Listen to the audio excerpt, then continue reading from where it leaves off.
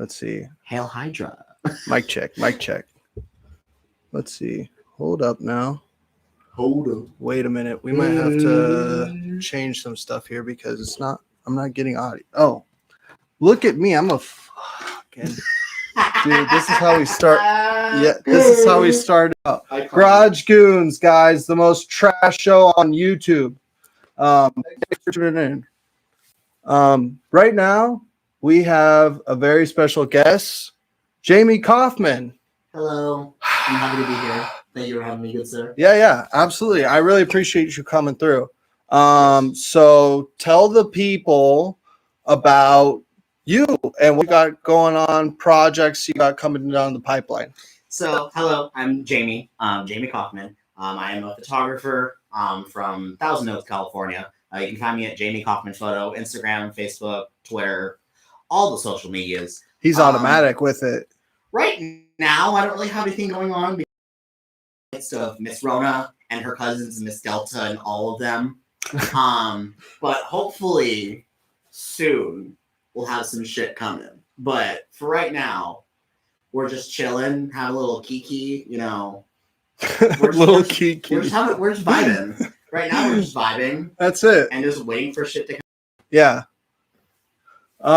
So let's just dive right into it. Tell me about when you got into photography and what kind of direction you eventually steered that into. So I started off as a little kid. Like, I actually remember my dad bought me a Fujifilm, like, small green camera from Toys R Us.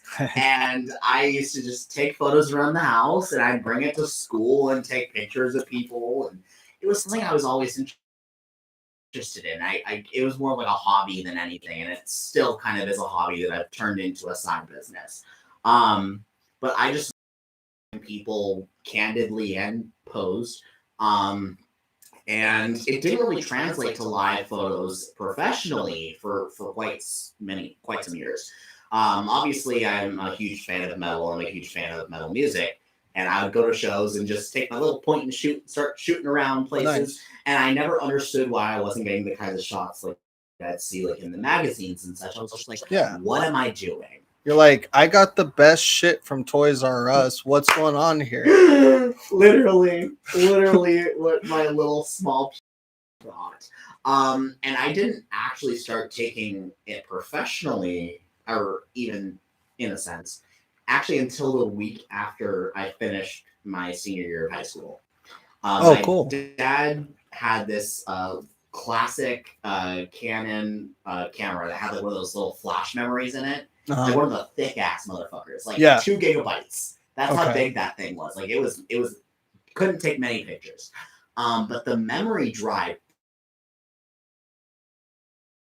broke on it, and that memory drive alone would have been $120 to replace. So my dad was like, fuck it, I may as well just get like a new camera. Am I allowed to cuss on here? Yeah. Just want to make sure. You're good. So my dad said, fuck it. Not for children, guys. Yeah, not safe for work.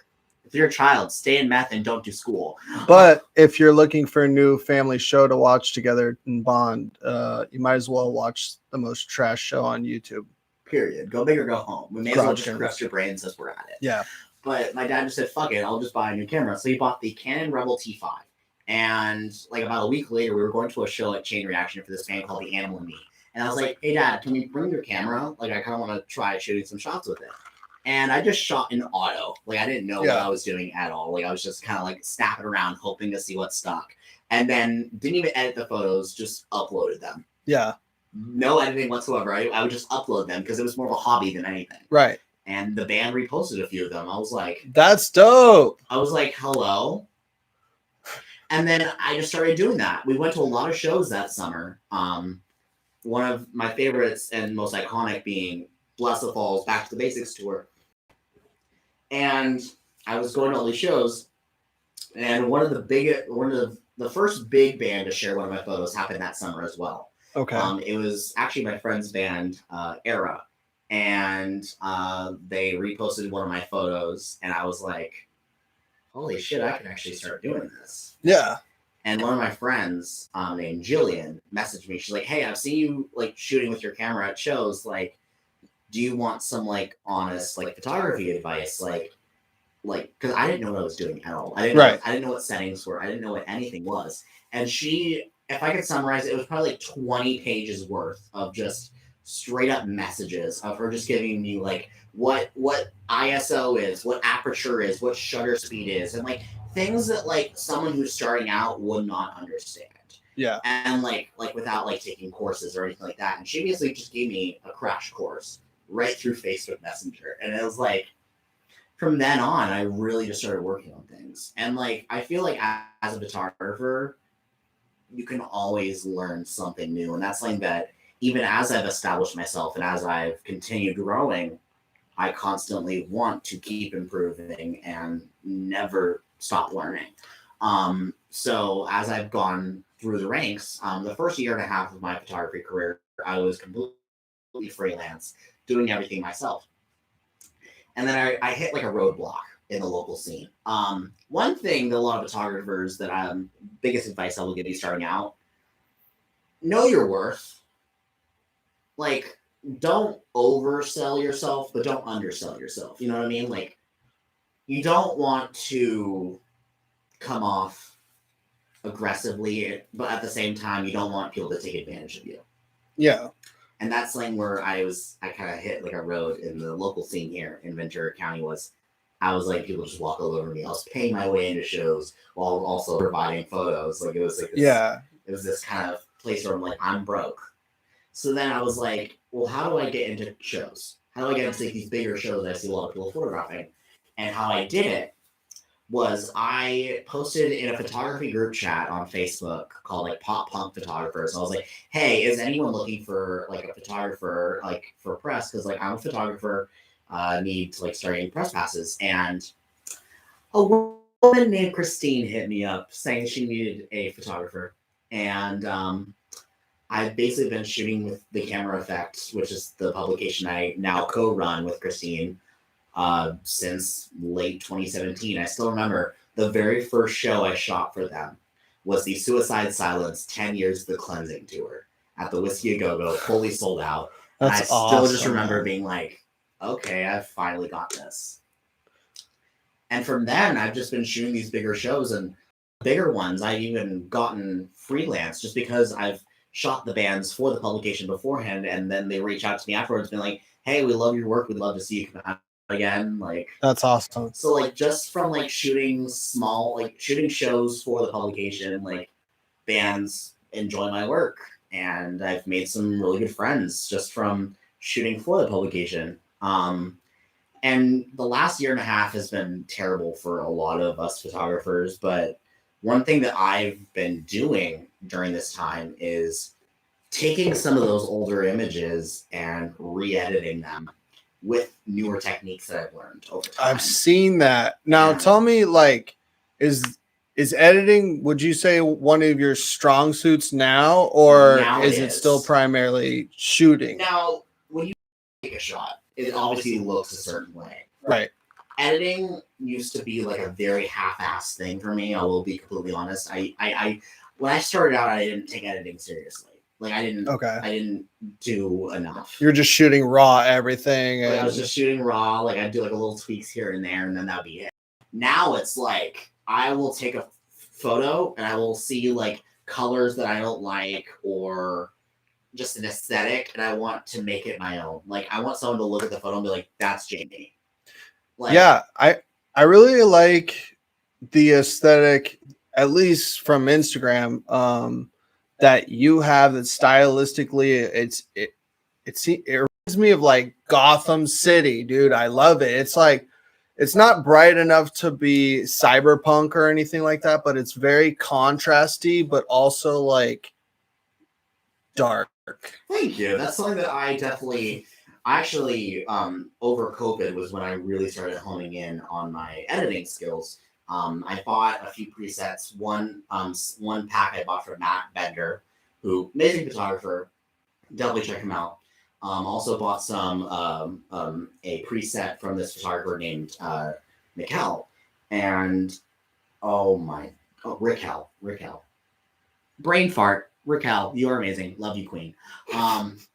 I bought her preset, which I was having the hardest time editing the color red. Red is the hardest color to try to remove and make it look reasonable. And she had this preset that she calls Red God, and it's kind of like an orangey tone that just looks so fucking gorgeous. Oh, cool. So I bought this preset from her, and I started looking at like tone curves and like different things that like I hadn't looked at before, and I really started adapting it to my own style.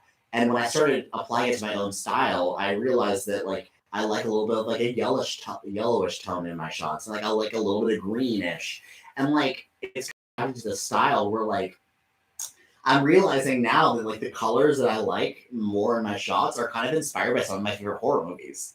Okay, I could see that. I'm a huge horror fan, and I've realized like when I edit these shots now, they have like a slight greenish yellow tone, which is kind of inspired by Saw. Oh yeah, that Saw 1 and 2 in particular. I noticed a lot of it was shot with like a forest green light, almost like ambient reflection off the wall, like not direct light, but you know what I mean? Like it's Saw is by far one of my favorite series, not only stylistically, but just psychologically speaking. Like when you get past the gore, it's just a straight psychological thriller and a mystery when it comes down to it.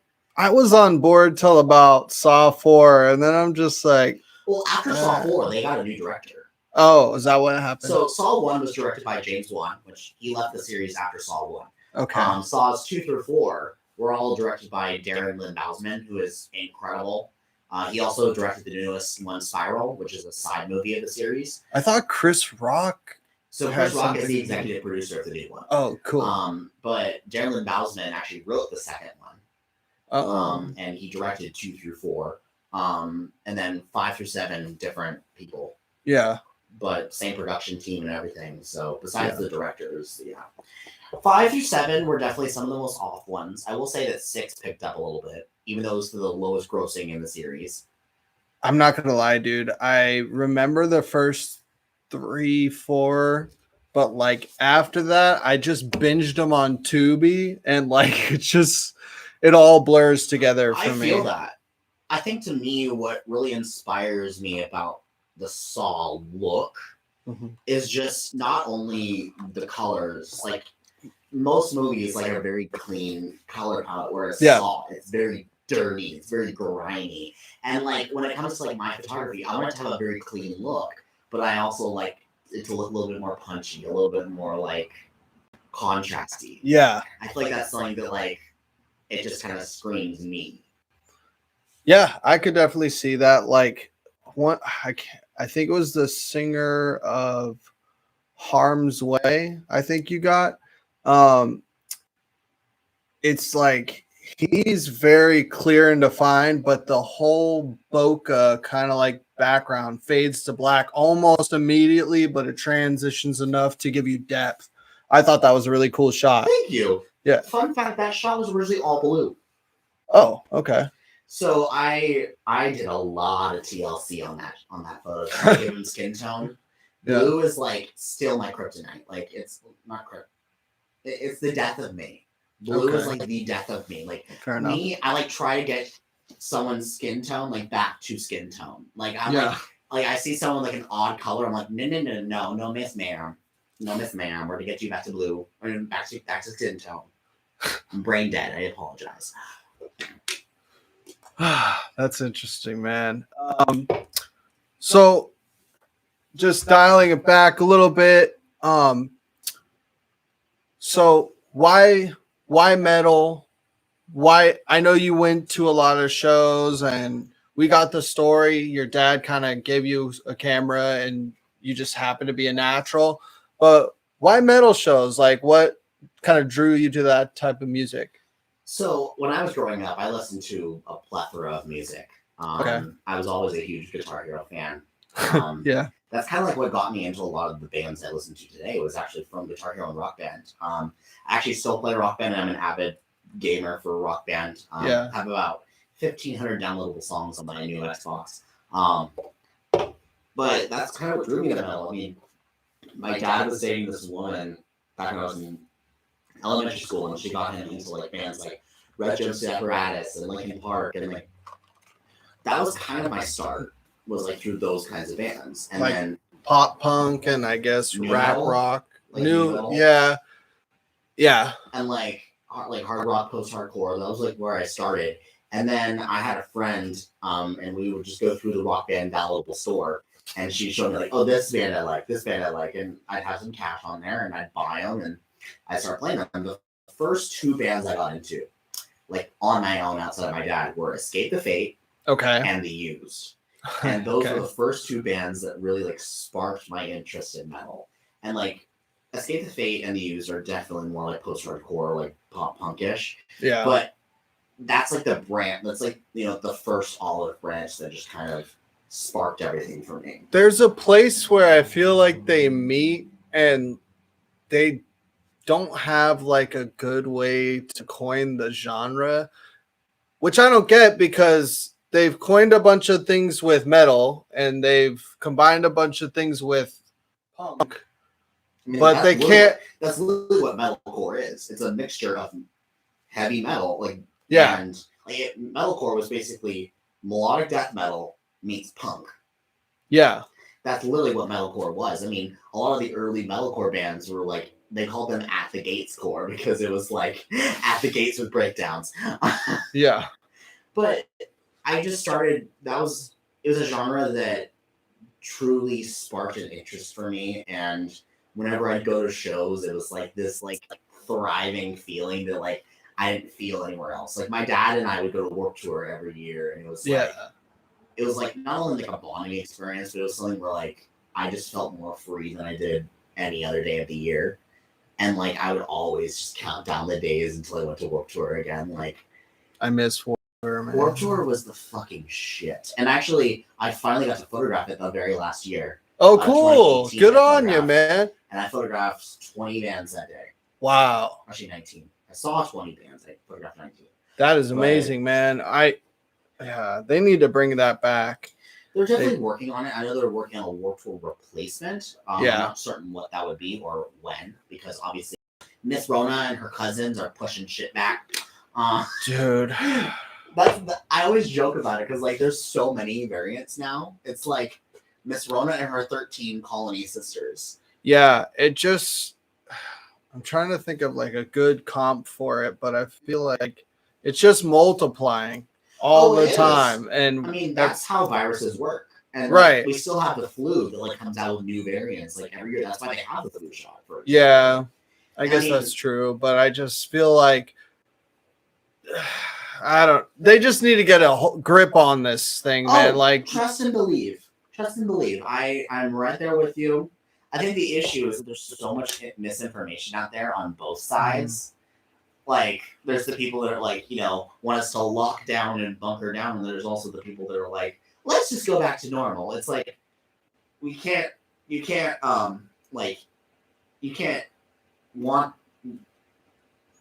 have it both ways. Exactly. Yeah. And those are, you know, two extremes. Like, right. We can't just go straight back. It's also like the people that are aggressively calling people idiots for not getting vaccines, and then the anti-vaxxers that are like, it's poison, you're gonna die in 5 years, they're doing experiments on you. It's like, it's probably somewhere in between. Yeah, you guys are like, I'm all about freedom of choice. I mean, free the nipple.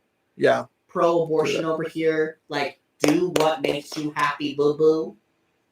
But at the same time, when your decisions affect other people, that's where I draw the line. You know what's funny is that's very libertarian of you. It is. Like, at least there, like, in my mind, I'm like it. I guess it kind of is. Like, I'm just a straight up liberal bitch. Fair enough. That's where my brain is at. But back to why metal shows. Thank you. Someone's got to steer this shit back on track. I got you. Thank you. But yeah, why metal shows? I mean, when I got into photography, like I realized like I tried other shows. Like, I did like a few punk shows. And I love punk. Like I did a few shows of like other genres, and like to me, I want to be inspired when I'm photographing. I want to be connecting, because to me, shooting these bands is another way of diving deeper into their music. Right. So like Jonathan, whenever I photograph Jay Theo, it's like I'm seeing like another layer of him. Like I'm getting deeper into him, like really analyzing his body language and like analyzing his movements. I'm kind of doing that when I'm doing photography. I'm kind of like analyzing their movements, analyzing the vibes that they're giving to the music, so then I can pair certain shots and certain photos, and like what colors I want to use. I try to like pair that to like the vibes that are going on in the shots. Yeah, it kind of like breathes life and almost gives you, if it's really well done and done right, it can make you feel like you are present, like suck you in. Yeah, exactly. And like, I'm not saying that I wouldn't get that from other genres, but it's like, me personally, unless it's like an artist I really love, I couldn't see myself photographing country. Just me personally. I mean, I'm gay as shit. Yeah. I would stick out there like a square in a circle room. You could be square dancing your ass off to Lil Nas X, though. Well, yeah, but he's not country. Oh, well, all I know is Old Town Road, and that sounds country as shit to me. You haven't heard his newest song then, have you? It's possible. I don't know. He released a song just a couple months ago, and it was, I think it's Montero, it's called. Yes, it's Montero. That's his actual name, ironically. It's Montero. But he released a song, and it went fucking viral. Oh, wow. Because the song was basically an F you to religion. Oh, dope. I saw something on like the only hint to the religion, Tide or something like that. Like the only like hint to religion it had was like at the end he basically starts giving Satan a lap dance. Oh, well, whatever. I mean, get over yourselves, guys. Like all these people started getting all butthurt and shit. It's like, girl, go play in traffic. No one's listening to you, Mary. Like go dip somewhere else. Okay, like let him live, let him breathe. Hail Hydra, like girl, go back to Christ City where you belong.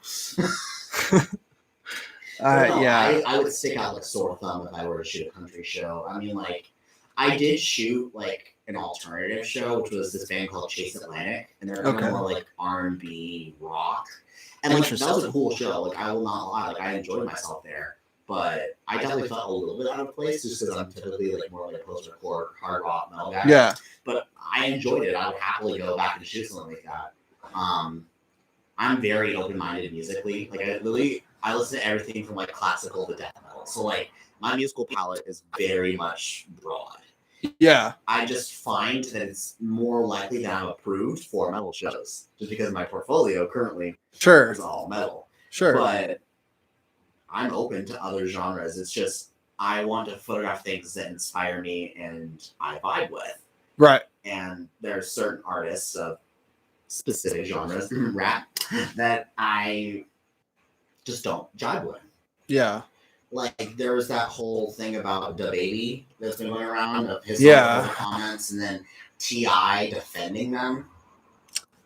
It upsets me because it's like I already receive enough discrimination like that within the metal community alone. It's like if I were to go to another genre and feel the exact same kind of mistreatment, it's like, no, it's not.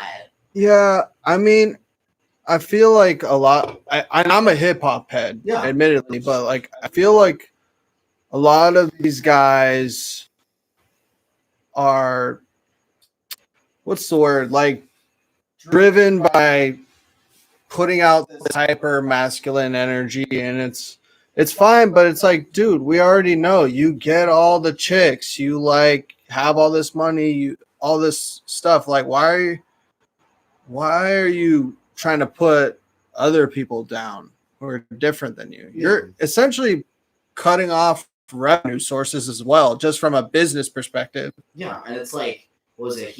Literally the only reason I ever heard of DaBaby was because he hopped on a Dua Lipa song.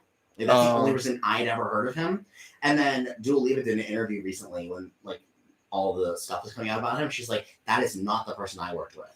Yeah. She said like him spewing all this bullshit, he did not used to be this way. And it's mind-boggling to me that it kind of just seems like he's doing it to kind of just create press for himself.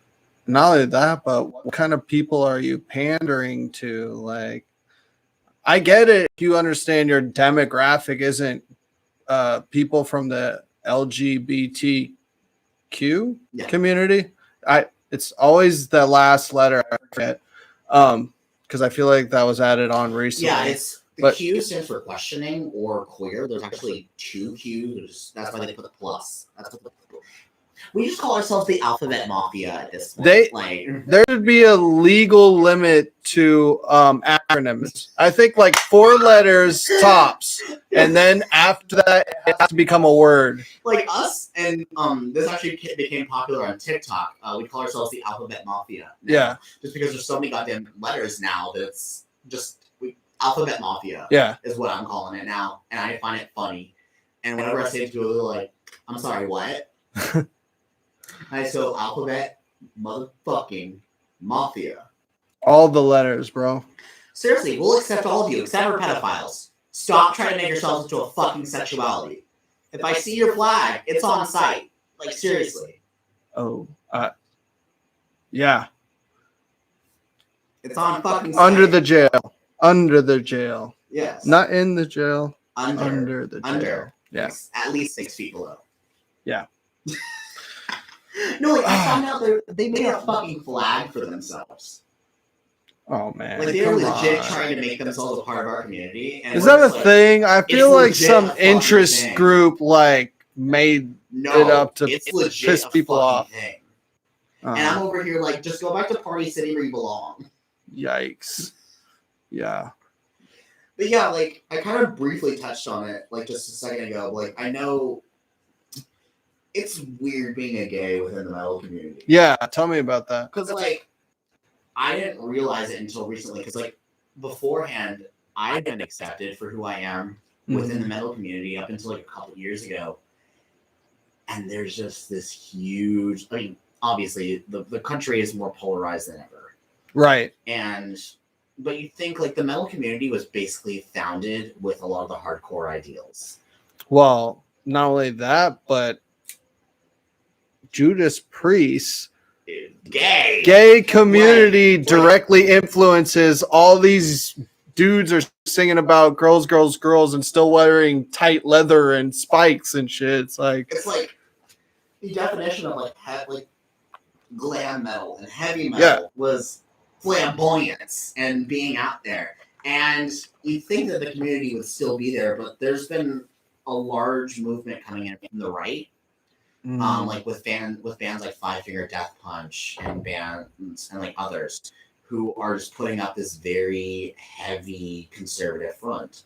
And I'm in a few different metal pages on YouTube. Yeah. I mean, not on YouTube, Facebook. And recently in one of them, one of the moderators had to make a post basically saying, "Hey guys, we need you to really start like stop commenting homophobic slurs and stop telling people to kill themselves for being gay. Like, it's really not acceptable." Yeah. And the comment section was just flooded with people being like, "This is a music page. I didn't come here to talk about your sexuality." It's like, this post would not have had to been made if it wasn't an issue. Right. And there's a lot of fans like this behind closed doors who just won't speak up about it. Oh, so it's a known thing. It's not necessarily their message, it's their demographic and them not putting their foot down. Exactly. Okay. That's the biggest issue. It's like they're accepting a lot of people. I mean, a lot of stuff has kind of been brought up during this whole pandemic. Because we've had a lot going on, not just like a virus, like not like just a physical virus, but like a mental one as well. And death wasps. Remember that thing that happened for a week? God, don't even get me started on death wasps. What happened to those fucking things? There was a bigger one that came out more recently too. Which one? Another wasp. Oh, one of those fucking beehive destroyer ones? Mm-hmm. Miss Rona ain't fucking around. She's just bringing her cousins. She's bringing fucking. I thought that was wasps. hey, look over here, like our government, like trying to like make people worried about something else besides COVID. It's an actual thing. Yeah. Wow. Like, but no, like there's a mental warfare play going on as well, and a lot of it is like social issues are coming out more than ever, and like it's kind of crazy. Like the metal community, as I said, was founded on all of those hardcore ideals, like accept everyone, like fuck the patriarchy, like all that shit. Yeah, I feel like a lot of that early on too was like a lot of stick it to the man, don't trust the establishment, and then like all comers welcome. We don't care what you look like, who the fuck you are. Exactly. And like these guys on the chat like claim that they're not homophobic, that they're not anything, but that they don't want it in their face. It's kind of like the same as like if a straight guy goes, I don't care if you're gay, just don't hit on me. Dude, hate to break it to you, but I'm not going anywhere near your unwashed ass. Not only that, but straight guys do the most sus shit all the time with their best friends. Period. Yeah. It's like I'm gay, and that's even too much. like I'm a hypersexual person. Like if you ask me anything about sex, I'll be 100% upfront and honest about it. And some people don't even know how to take that. But like at the same time, it's like a straight guy starts flirting with me. I'm like, bruh, your girlfriend's right over there. Stop this. Yeah, the rules changed kind of a little bit in that situation. Yeah, I'm like, you stop this right now because it's all about the girls and the gays up in here. Like I'm gonna go, Miss Mamas. Yeah. Miss Mamas, fix your boy. Oh, and just snitch on them right there. Oh yeah, I didn't come to play. I came to slay. Out here, dry snitching. Hey, don't be messing around, guys. Talk shit, get kissed. Oh yeah, that's what homeboy said. Bro job. No, I thought Lil Nas X put out a tweet that said the next dude that starts talking shit about my sexuality, I'm gonna make out with you. Something I think like he that. may have said something like that too. But whenever I quote it, there's this band called Bro Job. Okay. And I've had them on my podcast before. Their songs are super sexual. Like they are like the biggest joke deathcore band ever. Like their songs are super fucking heavy. Yeah. But like the lyrical content is all about sex and like jokes. It's all jokes and just funny shit. And I just live. Just live. They perform in booty shorts. It's the best fucking party. That's awesome. That's the kind of positive metal I like. Like the bands that like can just fuck shit up and then just be like the kindest souls. Like a lot of the metal community I have no issues with, and that's why I photograph metal, because there's some of the kindest souls out there. Yeah. But it's these assholes who get a lot of notoriety who truly treat people like shit just for who they are. Like I didn't choose. I mean, I just always been this way. I just decided not to come out till 20 because life, I guess. It's weird. Yeah. And I mean, it's not like there's no like openly just like music made for gay people, to my knowledge. No. So why try to, they're not making, you got to pick something to listen to. Exactly. It's music everywhere. So why would you try to push somebody else out with a different mindset than you? It just doesn't make sense. Oh, I wholeheartedly agree. I mean, a lot of typical WeHo gays, that's what I call them because they would live in West Hollywood, listen to like a lot of like pop music or like dance music, and to me, like it's cool, but a lot of it is very surface level. Yeah. Like some of it breaks through for me, but a lot of it to me, it's just it doesn't hit the heartstrings. And like I want music to really make me think, to really like to analyze music lyric by lyric and like really dive deep into what it's trying to say. And it's bands like that that keep my mind constantly going. And a lot of that is found in metal and some rap as well. Like if I were to tap into rap, it's like spoken word. Okay, so some of those more introspective kind of guys. Yeah. Yeah. I'm not gonna lie, I love the ignorant shit, but not for the content. It's just like, You're good. yeah. See, I don't know. I heard Chief Keef and it was like, it was over. Like I was all in at that point. Hey, I have a respect for rap. And there's some rap Yeah. where like I can dig it. Like it's like, if it's like pussy, pussy, pussy, I'm like, oh no. Yeah, all the girls coming out are making some wild music. WAP is my shit. Okay. WAP is my shit. Just because it's like one of those songs where like I can twerk. Okay. Because I'm a boy who got an ass. So Okay. I can twerk that shit. Yeah. And like wet ass bussy. Oh, I see what you did there. Period. Smart. This is what COVID has done to me. Hey guys, I'm really glad we went super deep here. Hey, I didn't come to play, I came to slay. Hey. Is that you should I don't know if that's copyrighted already, but if it's not, you should. I forget who I got it from, honestly, but like a lot of the quotes that I use, I couldn't copyright because they're like drag race quotes out there. So, like, yeah. Because that's a lot of the gay community is like we just, take certain references and we put them in our heads without realizing where they came from. And that's actually a huge issue within the gay community is like a lot of people see things as gay culture when in reality they were founded by individuals who were BIPOC. All right. What's that last word? Black people of color, basically. Oh, okay. And it's like, I think it's bi or black or I forget what the I stands for, but it's people of color. A lot of like our culture as LGBTQ individuals came from black people. And if we don't acknowledge that and we don't say that,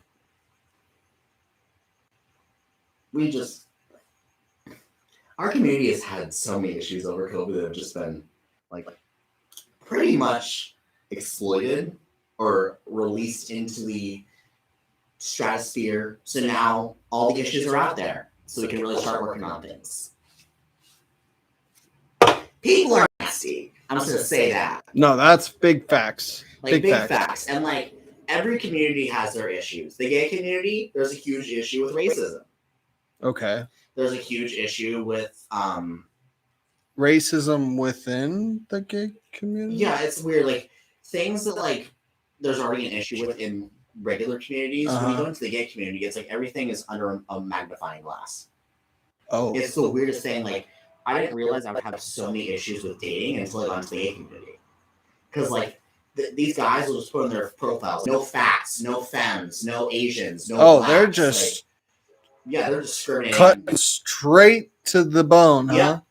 Okay. It's like getting to it. Yeah, it's like I will not date anyone under 5'9". It's like, oh, fuck my drag then.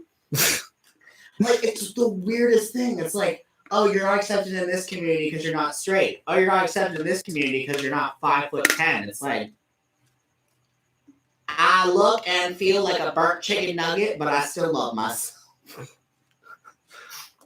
Listen, there's a lot of things worse than burnt chicken nuggets. Exactly. I could be like a burnt mozzarella stick. Yeah, that sounds. That's terrible. not protein. Yeah, that sounds awful. Yeah. All right, guys. Any last thoughts? You want to plug your socials one more time? Tell people where they can get in touch with you, where they could watch your content, so find you. I am Jamie Kaufman. You can find me on social media at Jamie Kaufman Photo. I also run a publication called The Camera Effect, that is spelled AFFECT with an A. You can find us on Facebook, YouTube, Twitter. We do live streams on our everywhere on our Facebook page at The Camera Effect, where I interview a lot of bands, artists, things like that. I'm actually starting up those interviews later this month.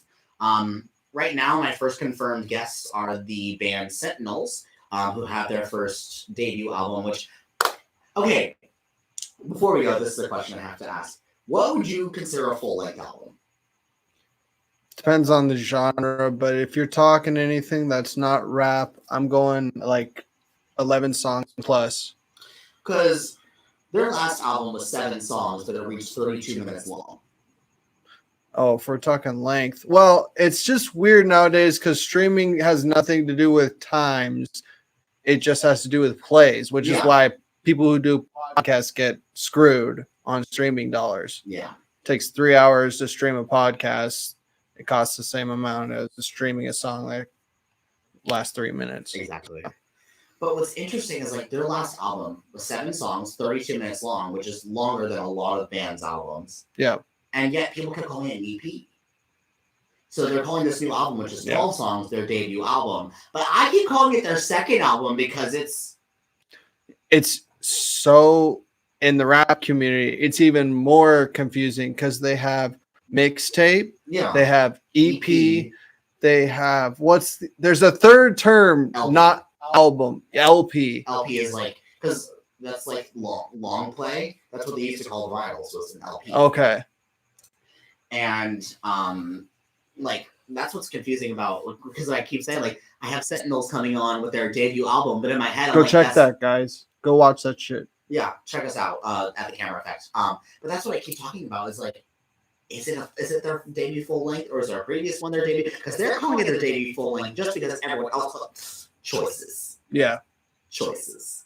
Life's about choices, guys. And you chose to watch the most trash show on YouTube. We're talking about some real shit. Real shit. Thanks, guys, for tuning in. I think that's gonna for us. Yeah. Bye. Sorry if I got too real.